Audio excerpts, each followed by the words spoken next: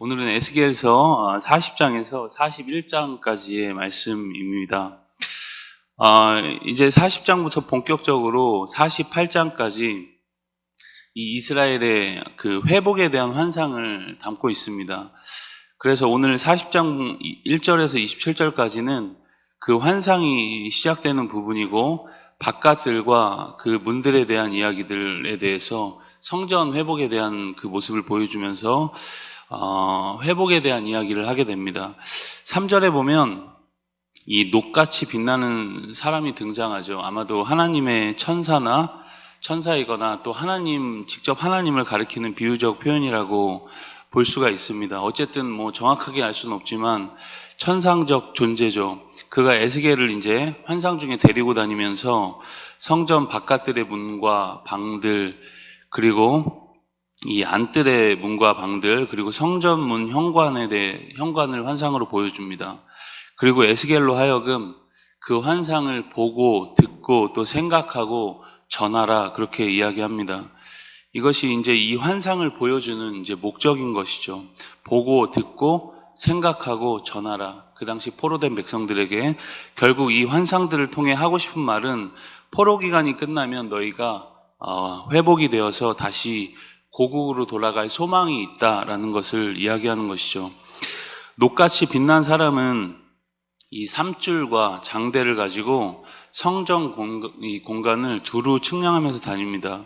특별히 이렇게 측량에 대한 환상은 측량을 막 이렇게 굉장히 정교하게 하고 있다는 것은 앞으로 새로운 성전이 지어질 것을 이제 기대를 하게 하죠. 그리고 이렇게 정교하게 측량한다는 것은 그 일이 앞으로 오차 없이 이루어질 것이라고 독자들로 하여금 기대하고 또 예상하게 해줍니다. 이렇게 바깥들의 남쪽을 향해 있는 문에 대한 환상을 마치고 이제 그 안뜰의 남쪽 문을 보게 됩니다. 바깥문의 크기와 구조가 이제 동일하게 되죠. 이렇게 여러분, 안뜰 남쪽 문을 본 에스겔은 이제 같은 형태의 동쪽 문과 그리고 북쪽 문을 살펴보고, 안뜰 북쪽 문의 부속 건물들과 그 물건들을 살펴봅니다. 그에 대한 환상이 28절부터 이제 49절까지의 내용입니다. 여러분, 이렇게 새롭게 지어질 성전에 대해서 앞으로도 이제 상세하게 기록을 합니다. 그런데 여러분, 이 성전이 역사 속에는 전혀 존재한 적이 없다는 것을 여러분 혹시 아십니까? 그런데 이 역사 속에 존재하지도 않았던 이 성전의 설계도가 왜 이렇게 상세하게 설명이 되어질까요? 그것은 다시금 하나님이 이 성전에 임재하실 것이고 영광을 나타내실 것이라는 소망의 메시지를 그들에게 이제 보여주기 위함이었던 것이죠. 이스라엘을 떠나가셨다가 다시 돌아오시는 하나님을 새롭게 모시기 위해서는 새로운 성전이 필요하다라는 것을 보여주기 위해서 이렇게 상세하게 기록한 것입니다. 그들은 우상 숭배와 반역의 죄로 더 이상 하나님을 모실 수 없었던 이스라엘 백성에게 새 마음과 또 새 영을 주시고서야 그들 안에 거하시겠다는 하나님의 뜻을 이 성전이라는 공간으로 대치해서 풀어주신 것이죠. 그래서 여러분, 당시 독자들에게 있어서는 이 성전에 대한 환상이 아마 굉장한 특별한 의미로 다가왔을 것입니다. 우리 41장으로 가시면, 41장은 40장에서는 이제 녹같이 빛난 사람의 인도를 따라서 성전 바깥 담부터 시작해서 바깥들과 안뜰, 그리고 각들로 드나드는 문과 부속시설에 대해서 자세하게 이야기합니다. 41장은 에스겔이 본격적으로 이제 성전 본체로 들어가게 되죠. 성소를 지나서 지성소까지 이제 보게 됩니다. 거기서 여러분, 내전문 통로의 벽을 이제 측량을 하죠. 여기서 말하면 여러분, 내전은 이제 지성소를 의미합니다. 이어서 성전 벽 3면의 골방들과 건물의 후면 독립 건물에 대한 측량치도 알려줍니다. 총 90개의 크기가 다른 골방들이 이제 등장을 하죠. 읽기가 좀 우리가 복잡합니다. 이것이 여러분 의미하는 것은 예수님을 중심으로 이루어지는 교회들을 의미합니다. 결국 우리 성도들을 의미하는 것이죠. 골방의 크기가 달랐다는 것은 성도의 능력과 그리고 위치, 은사에 있어서 모두 다르다는 것을 이제 보여주는 것입니다. 그런데 골방들의 크기에 상관없이 모두 이 교회의 중심인 예수님을 상징하는 성전과 연합되어 있다는 것을 우리가 볼 수 있습니다. 또한 이 골방들은 성전뿐만 아니라 다른 골방들과도 상하 좌우 이렇게 연결되어 있고 결국 다 하나를 이루고 있습니다.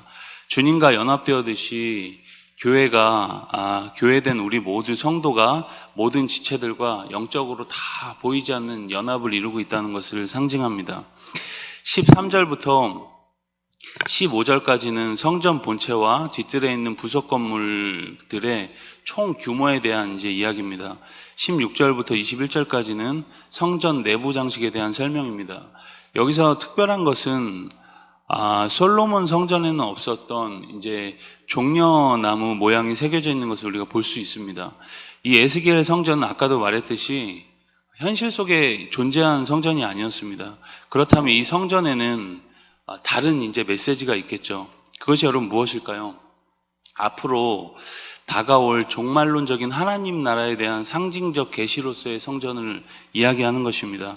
역사적으로만 보면 당시 바벨론에서 포로로 돌아오는 이들에게 전해주는 소망의 메시지가 이 성전에 담겨 있지만 좀 크게 보면 오고 오는 이 세대 속에서 그리스도를 통해 이루어질 찬란한 하나님의 나라의 회복을 이야기하는 것입니다. 그 나라가 이미 그리스도를 통해 이루어졌고 앞으로 완전하게 성취될 나라라는 것이죠. 그러한 의미에서 성전에 새겨진 이 종려나무는 승리를 상징합니다. 최종적으로 승리로서의 상징이 이 종려나무로 표현되어져 있는 것이죠. 여러분, 우리가 항상 기억해야 할 것은 분명 이 인류 역사에는 끝이 있고 우리 삶에도 끝이 있다는 것입니다. 여러분, 여기 있는 분들 중에 이제 50년 후면은 아마 대부분 존재하지 않겠죠. 여러분, 길지가 않습니다. 이 땅은 우리가 잠깐 왔다가 가는 곳입니다. 우리는 저 천성, 궁극적으로 하나님의 성전을 바라보면서 최종적인 승리를 기대하는 사람들이죠.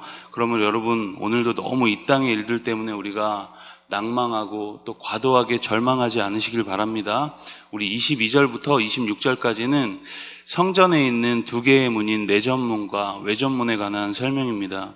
아까도 얘기했듯이 내전문은 지성소의 문이고 외전문은 성소의 문입니다. 이 문은 여러분 무엇을 의미할까요? 예수 그리스도를 상징합니다.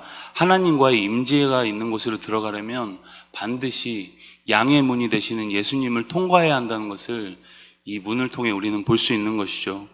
여러분, 오늘도 우리가 이 예수님을 깊이 묵상하면서 우리의 믿음이 다시금 충만해지고 여러분 하늘 소망으로 가득한 날 다 되시길 주의 이름으로 축복합니다. 우리 에스겔 40장에서 41장까지의 말씀을 경청합니다.